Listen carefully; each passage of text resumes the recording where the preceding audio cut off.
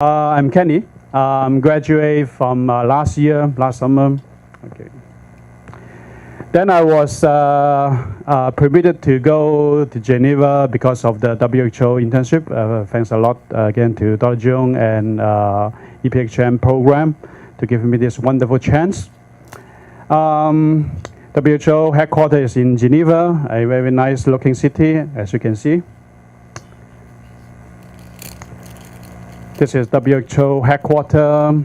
Have some snapshots around. It's a nice summer when I first arrived Geneva, so you can see blue skies, nice weather.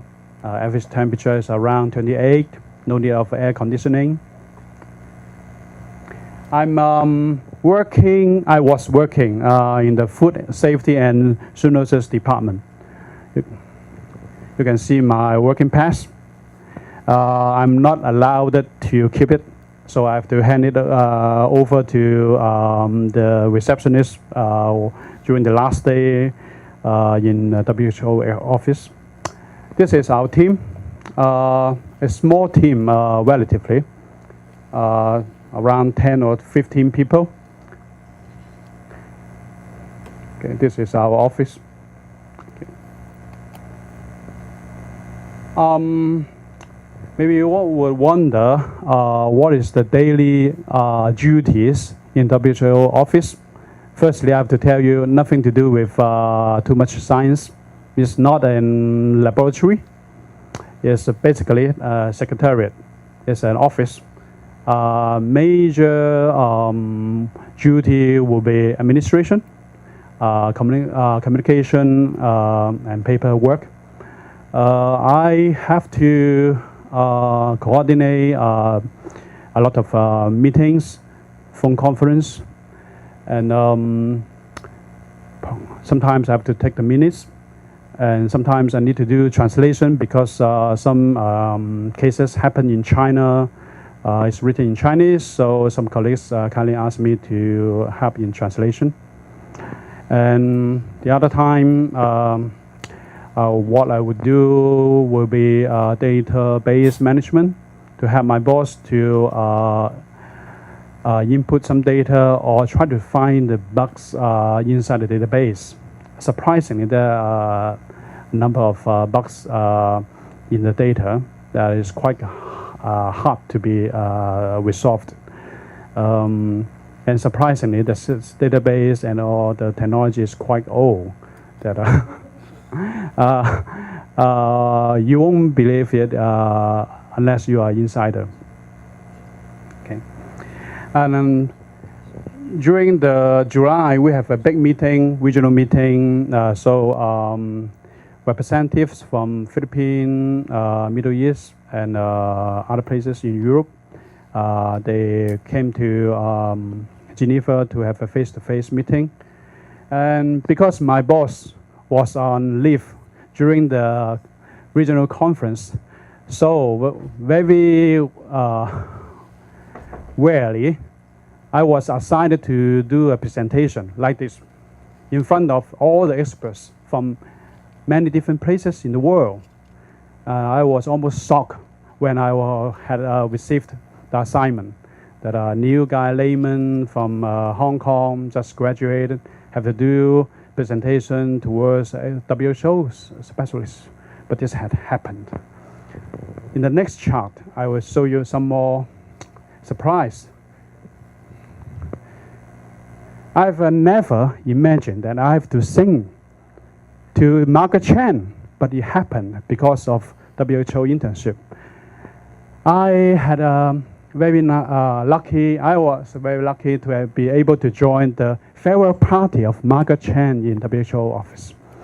And all of the interns, including poor me, have to sing a song to Margaret Chan face to face. I did that. So it's totally out of imagination. So life is an adventure. So with the EPHM program, something new will be happening to you. So try to enjoy your course and work hard.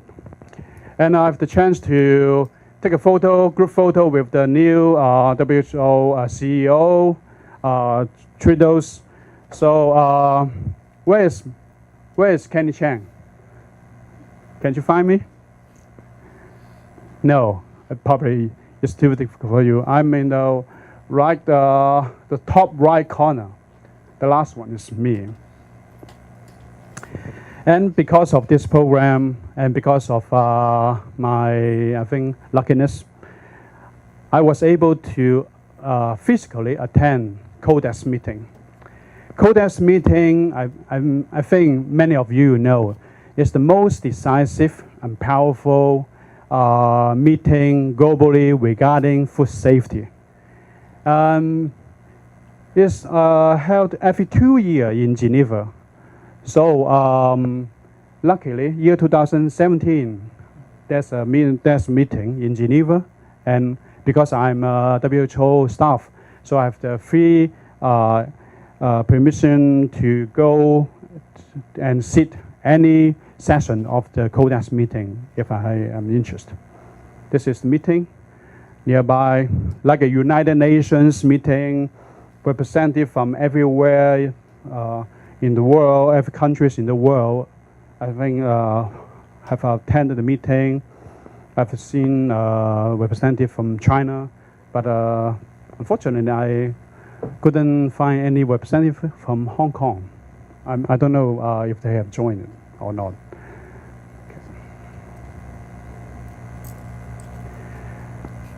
Okay, some more about internship. Because living cost in Switzerland is so high, so I have to escape to France. Geneva and France is so close, like Luohu and Shenzhen. So I'm living in, an analogy, I'm living in Shenzhen to avoid high cost of living in Hong Kong. So I take the apartment in France, Venice-Voltaire, to memorize a very famous philosopher, Voltaire. So that is the place, and that is the house of Mr. Voltaire before he died many years ago. I used the bus to connect France and Switzerland, so it cost me around 800 Hong Kong dollar. It's a monthly ticket. With the monthly ticket, you are allowed to take as many times buses as you want. And all of the, basically, I think 90% of the bus routes in Switzerland has been covered. So indeed, it's cheaper than Hong Kong. 800 Hong Kong dollar for a month. No limit, right? So we are EPHM student or graduate, so we all should be interested in environmental protection. So I have a few slides regarding to solid waste management in order to please Dr. Zhong, of course. In Venice-Voltaire, I've observed they use this centralized waste collection systems, so people can put their waste inside and it's sucked down, and there's auto conversion systems to collect the waste somewhere else in the county.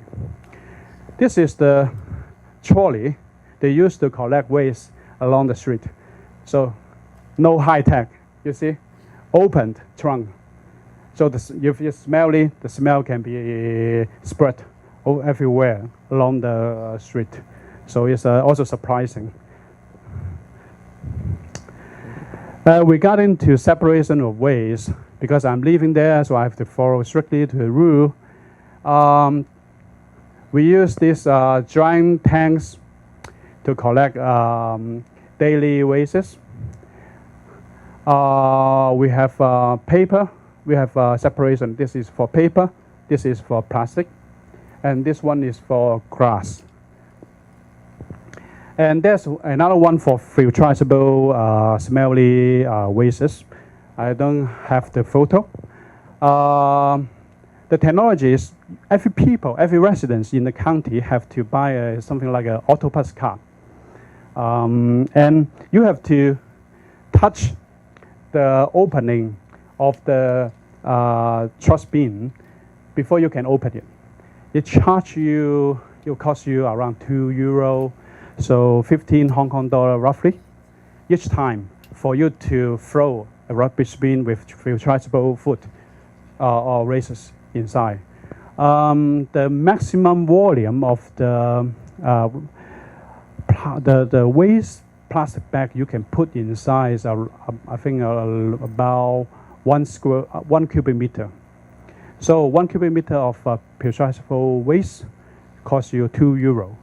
That is the rule of game in France. But of course, not everybody follow the rule. I've many times see people just throw the reusable wastes besides the bin, and it's really smelly. But I haven't, even for 4 months, I have never seen any people being caught because of the infringement of the rule. So maybe the surveillance system isn't that effective, not as effective as we have imagined. So during the spare time, of course, I would do sightseeing. I've paid, I think, 1,000 Hong Kong dollar for the Golden Pass train to Wiseman in Switzerland. Nice area. It reminds me this cartoon.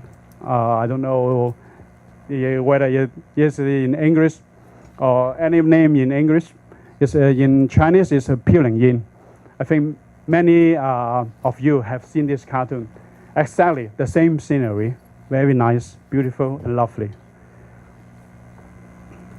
Some more sightseeing, Geneva downtown and a place nearby. Okay. This is the part about the WHO internship. Of course, you can ask me many questions later if you are interested. So what's happening now? So I have been back to Hong Kong last quarter, and now I'm working in Hansk, New Material, a scientific company. We are a company originated from textile additive industries. Our additive is focusing in anti-mosquito, anti-pests area. We have several offices around the regions. We originated from UK, and our technology is from the flower, lovely flower, because it has a natural anti-insect capability. It inspired us, and the active ingredient is peripherin, and it can disturb the nervous system of mosquito and other pests. So it's an effective pesticider, effective and safe. And of course, we use organic synthesis technology to synthesize peripherin. Then we apply it to textile, garment, and mattress and other textile applicants in home. Then we develop other product lines like sprays for consumers to use, paints, hardware, hard surface coating, agricultural plastic. Imagine if the plastic film contains the peripherin, the plasticizer, then you don't have to spray the plasticizer on strawberries, grapes, apple. You just need to use the plastic bag to cover the valuable fruit and take it out when it's ripened. So the problem of excessive residue pesticides in fruit or vegetables can be totally softened. A very beautiful technology and beautiful dream, right? Well, of course, we also try to put additive inside master batch, the polymer. So so in future, the synthetic fiber or films can contain the pesticide and have a function of anti-insects. lovely. We are, I think, if we are not the only one, we must be one of the very few manufacturers who have been granted with a license by Hong Kong government in order to operate and produce in Hong Kong. We have factories locally in Hong Kong. So we are in a niche, very niche industry, and we are niche player. Very strange sometimes from other people. And our efficacy has been proven by CDC, the disease control in Shanghai, the most decisive and powerful institute for this aspect. In Hong Kong, we have a lot of international brands who have applied our textile industry additive in their garments. To name a few, Baleno in Hong Kong. Next time when you visit Baleno, try to find if they are launching the anti-mosquito T-shirts again. They have done last year. And Collection Banker, one of the other customers in Hong Kong, they have applied our active on blankets in order to provide extra protections for children. Now in this summer, they have also anti-mosquito blanket for adults. So it's not very expensive, so you can afford it. Of course, we have another customer, laundry customer. If you want to have additional function on your garment, say anti-mosquito, you can ask this laundry service to put the additive inside the washing machines. So it costs you not very much, but you will have additional protections over the week.